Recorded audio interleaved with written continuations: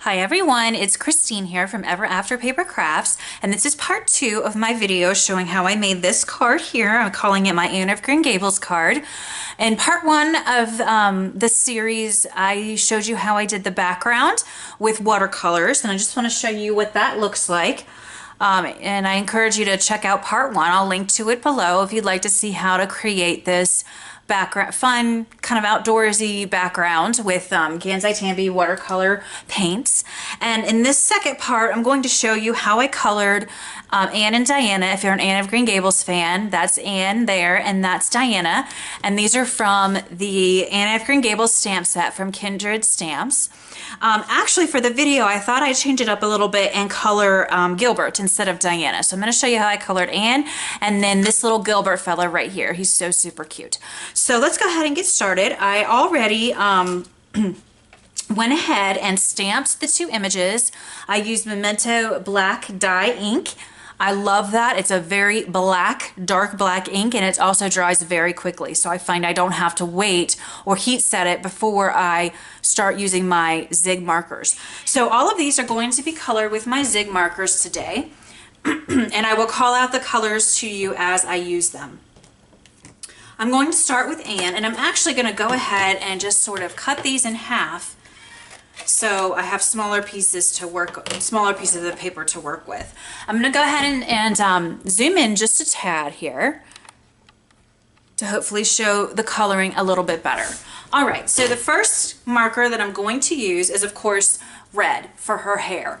So I'm going to go ahead and start, and I'm going to put the red marker down where I feel it's going to be darkest. So obviously at the part at the top of her hair, and then kind of down here at the tip. And I'm just scribbling on some ink here with this red marker. Now I'm going to grab my Zig water brush. You can use a paintbrush that you dip in water. If you don't have a water brush, that will work just as well. And I'm going to pull this color down and up into the white space that has been created. So now you can see I have some shading here. I have darker down here and up top at the part, and I also have lighter in the middle there where that white space used to be. I also have a paper towel handy here, and as a matter of habit, as I'm coloring, every time I go from, every time I put my water brush down, I just, as a matter of habit at this point, clean it off with my paper towel. The only time you really need to clean it off is when you are switching from color to color. That's the most important. But I just kind of find sometimes I don't want so much color on the tip of my water brush, so I find that I clean it off quite a bit. So now I'm just doing the other side of her hair, and I'm doing the same thing. I put color up here at the top at her part, and I'm going to pull that down, and I put color down here at the bottom here where this little tuft of hair is in front of her ear. And I'm just bringing those colors together, and it's going to create a lighter color here in the middle. So you get that little bit of dimension. It makes the image pop more when you see some shading there. Now I'm not being too careful here in terms of staying in the lines. I cut all of my images out, and I'm also doing this very quickly for purposes of the video. But if you're going to cut out your images, you really don't have to worry about it. And I'll show you in just a moment how to fix it if you are not going to be cutting out your images and you get a little bit of marker outside of the lines. So up here, for example, there's a little bit of marker that is right outside of her hair. So I'm going to make sure my marker is clean, and I'm just putting clean water down, and I'm going to put that clean water down and push the marker color back towards her hair and then dab it with a paper towel. And if you do that a couple times, that color will go away. Like I said, I'm not too worried about that right now because I'm going to cut this out, and I'm also just doing quick coloring for the video so you can get an idea of how I personally use these markers. So I'm not going to really worry too much about that, but I did want to show you that tip in case you wanted to know the best way to kind of help fix that problem. So now with her braid, I'm just scribbling down a little bit of darker, of the marker rather, where it's going to be darkest, kind of at the place where her braid kind of has that meeting in the middle there, is where I feel it's going to be darkest. And then we have this little bit down here after the little rubber bands. So we'll do the same thing here, just scribble on some color, and then use your wet either paintbrush or your Zig water brush or whatever water brush you may have and pull that color down, and you'll get some nice shading there.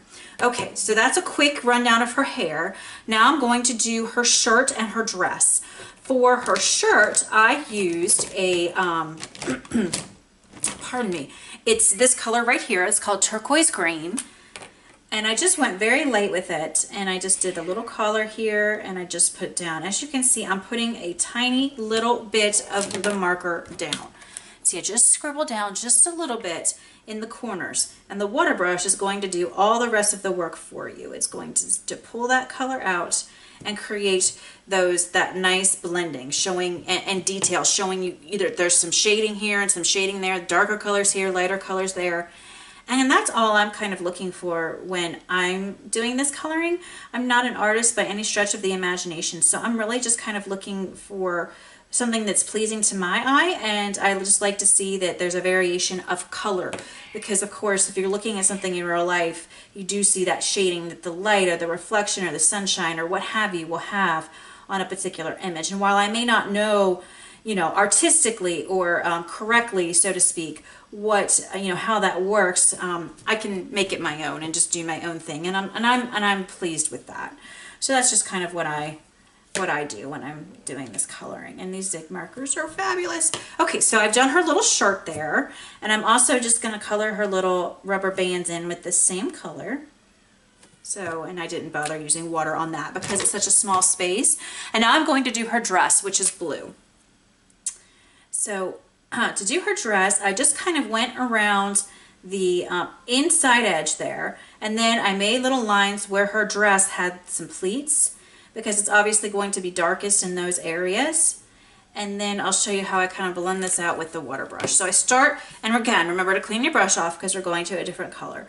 Now I started at the top and kind of pulled this blue down and out into the center where all this white space is. And I'm going to do the same thing on the her left, my right side over here as well, pulling it out into the middle. And I'm going to do the same thing with her dress. The bottom rather of her dress where these pleats are, but because I put the marker down so heavily, there should still be some lines here when we're all done to show that shading. And if there's not, we can always go back in and put the more darker marker back in. That's the great thing about the Zigs, is like with Copics, you can go back over your work and darken it up if you want to. I'm actually pretty pleased with how this looks. I can see here that there's definitely some darker shade where the lines of her dress are, which would have been where the pleats were. So I'm just going to kind of leave it as is, again, because I'm going quickly here. But you could go back in and darken that up if you felt like it. Lastly, before her skin, I'm going to do her shoes. And I'm just using a brown marker. And I'm just putting a little bit here on the top of the buckle, at the bottom of the shoe, at the back of the shoe rather, and at the top of the shoe, where I just kind of think there's going to be some shading. And then I'm just using my water brush to push that color into the white spaces. And it's going to create kind of some nice little shading there on her shoes. And now finally for her skin, I'm going to use two colors for the skin, and then we'll do a blush in a moment. For her cheeks, I'm going to be using Flesh Color and Blush. The blush is the darkest of the two colors, so I'm going to start with that, and I'm going to go around her face here with this blush marker. So I just went around just a little bit, as you can see there, and I'm now going to use the Flesh Colored and in a circular motion blend these together and pull the darker color up. And I'm using a circular motion, as I said, to kind of blend these two together, and it really creates a nice shaded look. And you could just blend that into the middle and not even use your water brush if you wanted to. I just kind of like the look that the water brush gives to it, but you don't have to use the water brush if you don't want to. So there's her face. I'm going to go on and do the rest of her skin tones before I do the blush on her cheeks, so her face has a little bit of time to dry. So I'm going to just do at the top of her legs here under her dress where the darker color is going to be. And then I'm going to take the lighter of the skin tones and fill this in. For her hands, I don't bother with the water brush because it's such a small space, but I will add a little bit of water to her legs because it's a slightly bigger space. Okay, now I'm going to take an almond pink I'm sorry, I just grabbed light pink. Where did my almond pink go? There's my almond pink. And I'm just going to do a circular motion where there'd be a little bit of blush to her cheek. And I'm just going to do that on each side. And there you have it. So there's our Anne of Green Gables.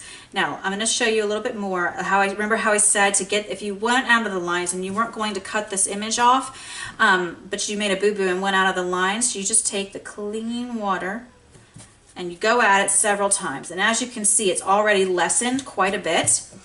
And I would probably 3 or 4 more times and it would be gone completely. So that's a good tip. Something I really love about these markers is that you do have the ability to fix things if you're not going to be fussy cutting them out. And of course, also if you have dyes, most of the time the coordinating dyes leave a little bit of white around the edge. So you want to do it in that case too, because that would show on that white edge of the dye. So I have found this to be very, very helpful indeed, because I am not the best at staying in the lines sometimes. The final touch that I do is I take, this is just a Jelly Roll green, oh my goodness, I don't know where my brain is today, black Jelly Roll pen from Secura. It's made by Secura. And I got mine at Michael's. It was, I think, $1.99 at the time. And I darken in her eyes here, all the black around her eyes and her little eyelash. And then I take the same company's white gel pen and just whiten up the inside of her eye. And there you have it. So there's our Anne of Green Gables, done very quickly. But I think even done quickly, she looks really cute, and I would put her on a card. So I'm very pleased with how she turned out, and believe me, it is not me, it is these markers, I promise you. And please note, I've said this in other videos, I do not work for anybody. I do this for me. It's cheaper than therapy, right? But in all seriousness, I don't work for anybody. So please don't think I'm promoting Zig because I'm getting paid. I only show things to you guys that I love. Nobody's paying me for this whatsoever. I just happen to love these markers. Just a crafter that loves these markers. So now let's go ahead and color Gilbert. And again, if you don't, if you're not an Anne of Green Gables fan, or if you've never seen the movies or read the book, it's absolutely okay. These are still really cute little people, and you could create any type of card with them. So I'm going to go ahead now and start with Gilbert's hat, and I'm using gray and light gray. So I'm using 2 colors for his hat here. And I just wanted some extra shading, so that's why I decided to do 2 colors. So I'm going to kind of just go around the outline of his hat here on the inside, and with my regular gray. Now here's the light gray color, and I'm going to blend it with a circular motion, pull that darker gray, which again, it's just called gray, but I'm calling it darker in the video because it's darker than my other marker. But I'm pulling that in with circular motions to fill up that white space. And now I'm going to take my water brush and let it do the rest of the work to fill in that white space. And as you can see there, you have really neat, nice shading there. Sometimes you do get a little bit of pilling, and that's P-I-L-L-I-N-G. My accent might have messed that up. But sometimes using this Bristol Smooth cardstock, it's not watercolor paper, but it is my favorite to color with the zigs. But sometimes the paper will pill just a little bit. And so I just dab it with my paper towel, the other side, not the side that I'm blotting my water brush on, but the other side that's clean. I just dot it with my paper towel, and that completely fixes the problem. And you don't even notice at all that you had that little bit of pilling. It just takes it right up. So now I'm just doing the brim of his little hat here. And I'm going to take my water brush and fill in all that white space there. And I think that looks really great. Now I'm going to move on to his hair. And for his hair, I'm using two brown colors, brown and dark brown. So, whoops, I'm going to start. I always like to start with, when working with the zigs, with my darkest color and move on to my light from there. So I'm just going to kind of do the tips and under his hat in the dark brown color. And then I'm going to take the brown color.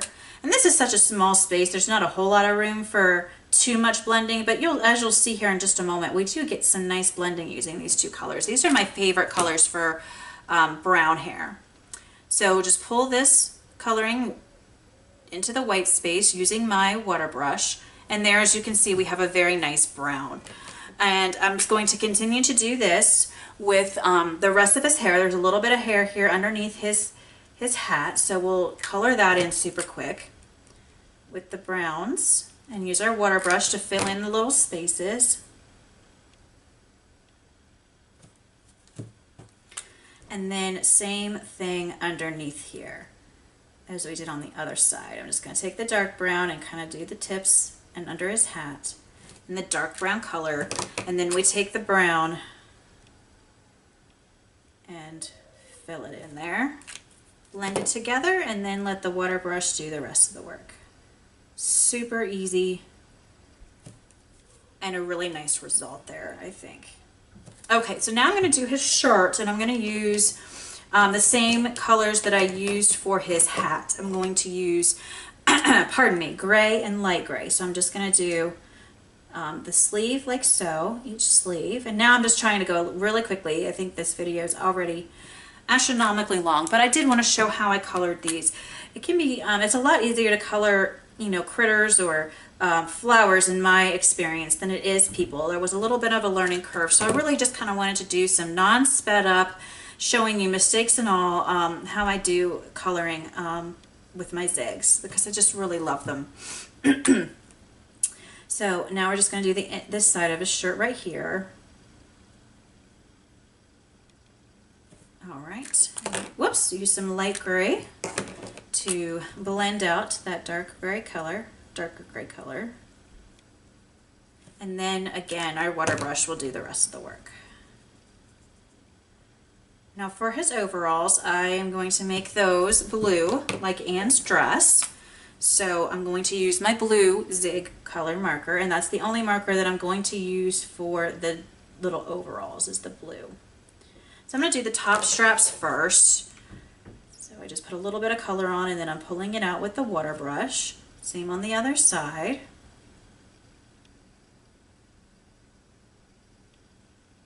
All right, and now I'm going to do the bottom of his pants. And while I'm doing the bottom of his pants, we have to talk about Anne of Green Gables. I grew up watching the movie that was done in the 80s, starring Megan Follows and Jonathan Crombie. It was the Kevin Sullivan directed it. It was all done in Canada. And that movie, and this is going to sound so corny, and I know it, but I promise you it's the truth. That movie really shaped my childhood.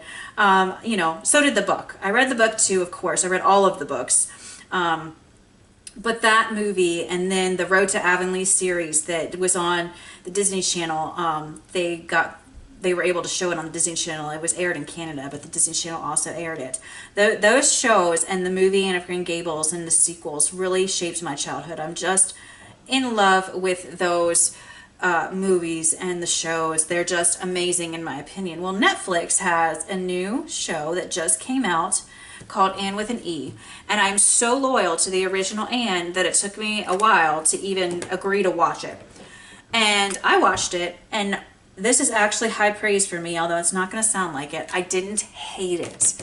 And again, that is really high praise for me, because the original Anne movie from the 80s is my end-all be-all. I absolutely love it. So to say that I didn't hate the new one is definitely high praise. It's nothing like the Canadian movie from the 80s, but you know, I didn't hate it, so I'll leave it there. All right, so now I finished his overalls. There was a little white space that I did not get on his shirt, so I just filled that in. And now we're going to do his shoes. And for the shoes, I'm just going to do a brown again like I did for Anne's shoes. So we're just going to put a little bit of ink there, or marker there and there, scribble it on, and then use my water brush to do all the rest of the work, which is so nice. Okay, and then the last thing to do is his skin, and I'm going to speed this up super quick. I'm again using the blush and the flesh color.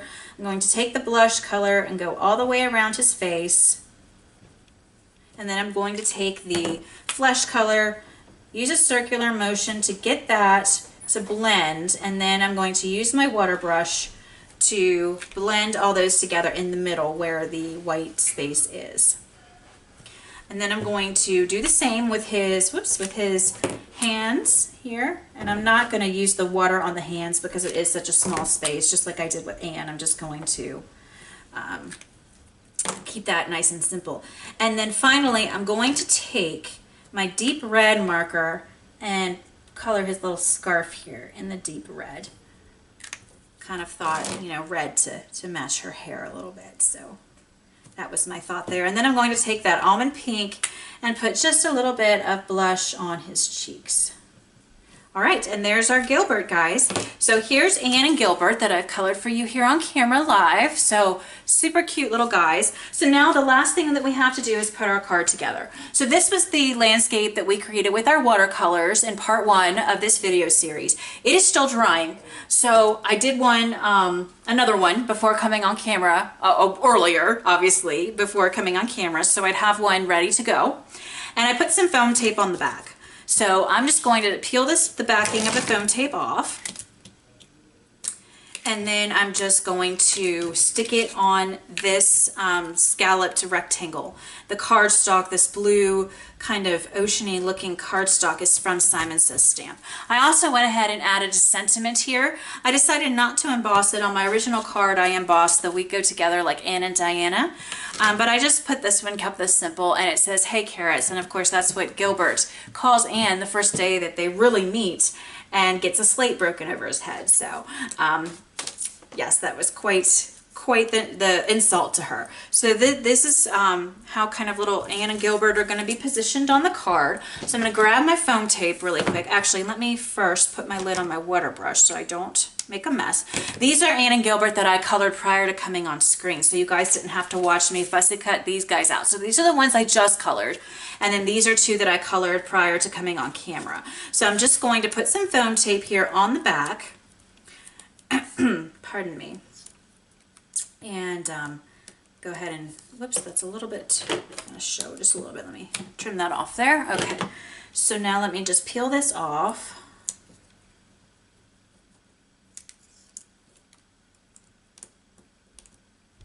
This does not want to come off.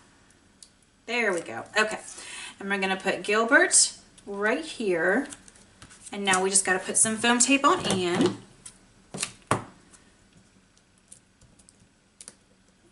Peel this off.